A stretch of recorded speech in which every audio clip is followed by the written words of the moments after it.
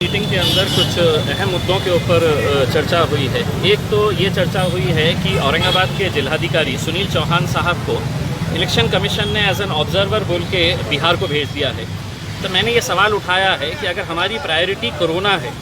यहाँ पर कोरोना के पेशेंट्स अब भी हर रोज़ 100 की तादाद के अंदर निकल रहे हैं, रोज़ 200, 250, 300 केसेस अगर निकल रहे हैं और सरकार यहाँ के जिलाधिकारी को अगर ऑब्जर्वर बोल के वहाँ पे भेज देती है तो आपकी प्रायोरिटी क्या है? या तो कोरोना है या इलेक्शन है। तो हमने सब ने ये ठराव पास किया है कि जितने भी लोक प्रतिनिधि है ये इलेक्शन कमीशन को रिक्वेस्ट करेंगे कि यहाँ के कलेक्टर को ना भेजते हुए जहाँ पर भी कोरोना के केसेस कम है या दूसरे कोई भी IAS IPS ऑफिसर को आपको भेजना है भेजिएगा, लेकिन यहाँ के कलेक्टर को ना भेजें, क्योंकि इतनी मेहनतों के बाद, इतने महीनों के बाद इस सिचुएशन के ऊपर आए हैं कि जहाँ पर अब ये सिचुएशन कंट्रोल के ऊपर आ रही है। लेकिन अगर कलेक्टर यहाँ से चल जाता है तो लोगों को यकीनन दिक्कत होगी, डिसीजन मेकिंग के अंदर दिक्कत हो जाती है। दूसरा ये है कि यहाँ के जितने भी इंटर्न डॉक्टर्स हैं जो घाटी हॉस्पिटल के अंदर काम करते हैं, इन्हें महज 11,000 रुपये इंसेंटिव दिया जाता है या स्टाइपेंड दिया जाता है,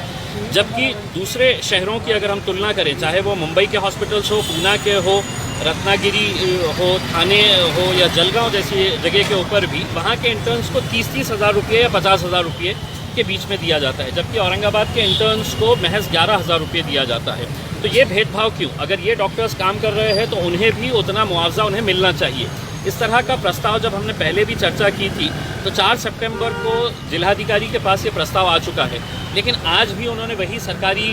जवाब दिया कि इसके ऊपर विचार चल रहा है। तो ऐसे कोई विचार करने की बहुत ज़्यादा ज़रूरत नहीं है, इनके पास कोविड का फंड है। हमने कहा कि आप परमानेंट इनके लिए नहीं, अभी कोविड के पीरियड के अंदर कम से कम जो भी है, क्योंकि परमानेंट अगर करने का है तो उसका डिसीजन स्टेट गवर्नमेंट लेगा, लेकिन इस कोविड के दौरान जो काम कर रहे हैं उन पर एडिशनल स्टाइपेंड के तौर के ऊपर जो भी फैसला है वो आज का आज लेने के लिए कहा गया है। तो उम्मीद है कि 1-2 दिन के अंदर इस बारे में कुछ ना कुछ फैसला, पॉजिटिव फैसला ये इंटर्न डॉक्टर्स के बारे में लिया जाएगा। तीसरा ये है कि रेमडेसिविर इंजेक्शन के बारे में जो बताया जा रहा है कि हमारे ये मेडिकल स्टोर के ऊपर है, ये हॉस्पिटल के पास उपलब्ध है, जबकि हकीकत ये है कि बहुत सारे पेशेंट्स को जब ये कहा जाता है कि तुम जाकर ये इंजेक्शन लेकर आओ, तो कई दुकानें के ऊपर जाने के बाद, घूमने फिरने के बाद उसको ये पता चलता है कि ये इंजेक्शन अवेलेबल नहीं है। तो हमने ये कहा है कि आप 2 ऑफिसर्स जो food and drug administration FDA के हैं, उनके नंबर्स है तो आप हाईलाइट करिए, ताकि पेशेंट अगर 4 दुकानों पे गया और उसको ये कहा गया है कि इंजेक्शन अवेलेबल नहीं है तो वो फ़ौरन है तो उस नंबर के ऊपर कांटेक्ट कर सकता है और वो FDA के जो ऑफिसर्स हैं वो उसे गाइड कर सकते हैं कि आपका ये इंजेक्शन यहाँ पर अवेलेबल है, आप यहाँ से कलेक्ट कर सकते हैं। तो इस बारे में कुछ अहम चर्चा की गई है। दूसरा, घाटी के हॉस्पिटल के अंदर की जो सिक्योरिटी के ताल्लुक से जो चर्चा की गई है,